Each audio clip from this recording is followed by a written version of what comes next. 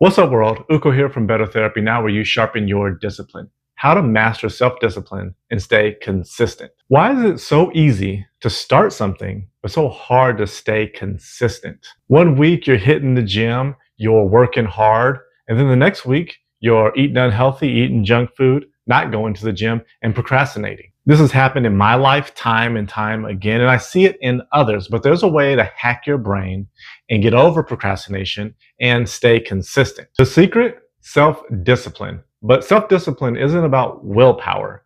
It's about systems, habits, and psychology. So today I'm going to break down the science of self-discipline and show you how to stay consistent for the long haul. So first, let's talk about what's going on inside your brain when you're trying to be disciplined. Willpower is a finite resource. So as you go throughout the day, your willpower gets smaller and smaller. This is called ego depletion. Neuroscientists at MIT discovered that habits form in the basal ganglia, the part of the brain that runs on autopilot. That means that once a habit is built, it requires absolutely no willpower to do.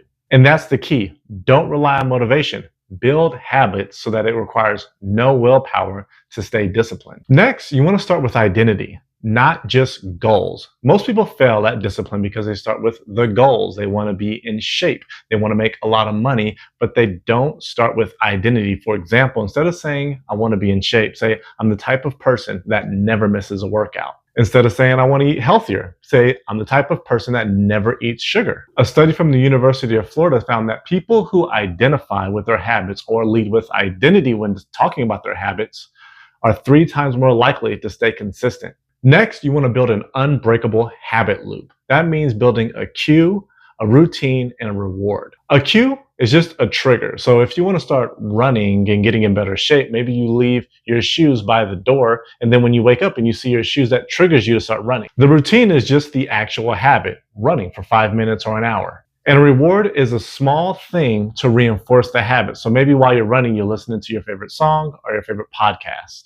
Habits based on a clear cue and a clear reward are 40% more likely to stay consistent. Next is the 2-minute rule and the Zeigarnik effect. The 2-minute rule says that if a task takes 2 minutes or less to complete, do it immediately. And if it's really big, break it down into small chunks so that you can do a large part of it in just 2 minutes. The Zeigarnik effect says that once you start a task, your brain's going to want to keep doing it until it's complete. The hardest part about all this is just getting started. Next is the no 0 days rule. This makes discipline non-negotiable. It means that you never skip a day. And the way that you can do this is if you're really exhausted or you really just have no time to do a task or a habit that you're trying to build, do a small piece of it and then count it. This tricks your brain into saying, I'm always going to do this thing. So if you need to go work out, but you're just too exhausted to do it, do 5 or 10 push-ups and count that as a workout. The final takeaway is that self-discipline equals systems, not willpower. So for a quick recap, to stay consistent with discipline,